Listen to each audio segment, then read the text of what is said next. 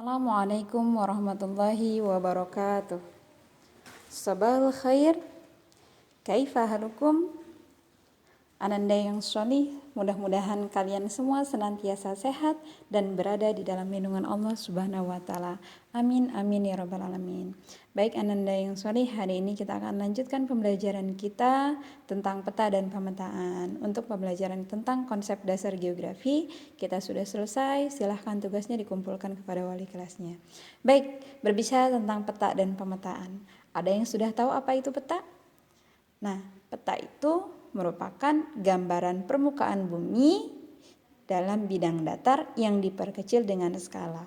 Nah, kita tahu bahwa permukaan bumi itu bentuknya tidak datar seperti peta.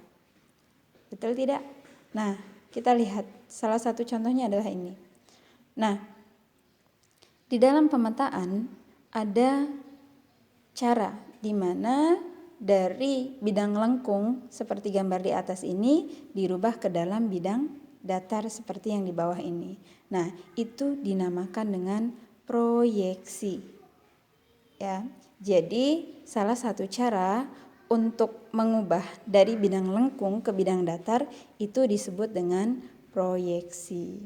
Nah, dalam hal ini ya, ada orang yang ahli dalam bidang pemetaan disebut kartografer, sementara ilmu yang pelajari secara khusus tentang pemetaan disebut kartografi. Nah, kemudian ada beberapa ahli kartografi yang menjelaskan pengertian tentang peta.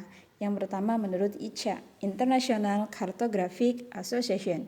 Peta adalah gambaran atau representasi unsur-unsur ketampakan abstrak yang dipilih dari permukaan bumi yang ada kaitannya dengan permukaan bumi atau benda-benda angkasa yang pada umumnya digambarkan pada suatu bidang datar dan diperkecil dengan skala. Nah, silakan nanti dicari tentang pengertian peta menurut Sutarjo, kemudian Erwin Rais, kemudian Aryono Prihardito, dan Bakor Surtana. Nah, kemudian untuk jenis-jenis peta. Jenis-jenis peta itu terbagi menjadi beberapa bagian. Yang pertama berdasarkan skalanya. Nah, berdasarkan skalanya, peta itu dibagi menjadi 5. Yang pertama peta kadaster, yaitu peta yang mempunyai skala antara 1 sampai dengan 100, 1 berbanding 100 sampai 1 berbanding 5000. Peta semacam ini dipakai untuk membuat peta dalam sertifikat kepemilikan tanah. Itu peta kadaster ya. Kemudian yang kedua ada peta skala besar. Peta skala besar adalah peta yang mempunyai skala antara 1 berbanding 5000 hingga 1 berbanding 25.000 atau 250.000. Peta ini digunakan untuk menggambarkan wilayah-wilayah yang relatif sempit, misalnya peta provinsi daerah istimewa Yogyakarta. Kemudian peta skala sedang. Nah, peta skala sedang adalah peta yang mempunyai skala antara 1 berbanding 250.000 hingga 1 berbanding 500.000. Peta ini digunakan untuk menggambarkan wilayah yang agak luas, misalnya peta Provinsi Jawa Tengah dan peta Provinsi Maluku.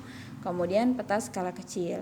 Peta skala kecil adalah peta yang mempunyai skala antara 1 berbanding 500.000 hingga 1 berbanding 1 juta. Peta jenis ini digunakan untuk menggambarkan daerah-daerah yang cukup luas, biasanya berupa negara, misalnya peta wilayah Republik Indonesia. Kemudian peta geografi. Peta skala geografi adalah peta yang mempunyai skala lebih kecil dari 1 berbanding 1 juta. Peta ini digunakan untuk menggambarkan kelompok negara, benua, atau seluruh dunia. Nah, kemudian berdasarkan objek yang disajikan, peta dibedakan menjadi 2, yaitu peta statis dan peta dinamis. Peta statis adalah peta yang menggambarkan keadaan relatif tetap atau jarang berubah, misalnya peta jenis tanah, peta administrasi suatu wilayah, desa, atau peta perkotaan dan peta geologi.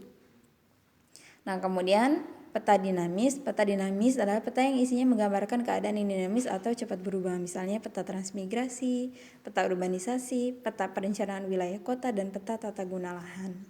Artinya selalu mengalami perkembangan. Kemudian peta berdasarkan isi data yang disajikan, peta dibedakan menjadi 2, yaitu peta umum dan peta khusus. Kalau peta umum itu adalah peta yang menggambarkan keadaan permukaan bumi secara umum. Dalam peta ini ditampilkan seluruh kenampakan yang ada di permukaan bumi, baik bersifat alamiah, misalnya sungai, danau, gunung, lautan, hutan, dan lain-lain, maupun buatan manusia, misalnya jalan raya, kota, pelabuhan, perkebunan, rel, dan yang lain-lain. Kemudian contoh peta umum ini antaranya peta dunia, peta korografi dan peta rupa bumi serta peta topografi. Kemudian peta khusus.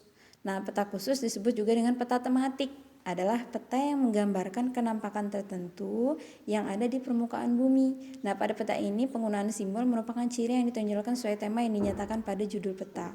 Nah, contohnya apa? Peta iklim, peta jenis tanah, peta geologi, peta penggunaan lahan, peta persebaran penduduk, persebaran hewan dan tumbuhan.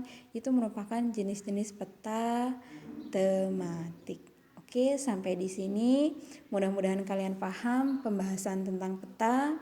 Silahkan kalian pelajari kembali, banyak membaca, kemudian silahkan tingkatkan kualitas pembelajaran kalian. Oke, sekian dari Umi, mohon maaf atas segala kekurangan dan keterbatasan. Kepada Allah mohon ampun. Wabillahi taufiq wal hidayah. Wassalamualaikum warahmatullahi wabarakatuh.